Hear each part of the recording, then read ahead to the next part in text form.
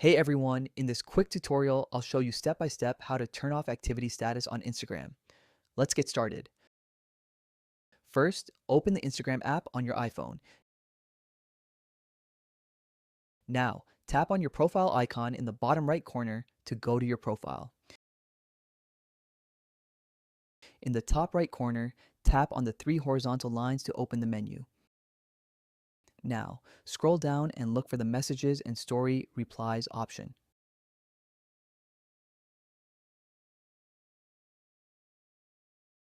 Tap on it.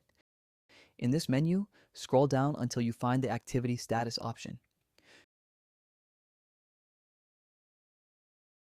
You'll see a toggle switch next to activity status. By default, this is usually turned on, which means people can see when you were last active on Instagram. Tap on the toggle switch to turn it off. The switch will turn gray, indicating that activity status is now disabled.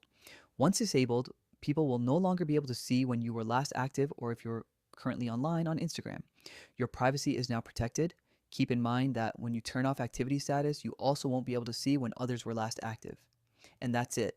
You've successfully turned off activity status on Instagram. If you found this video helpful, please like and subscribe the channel. Thanks for watching.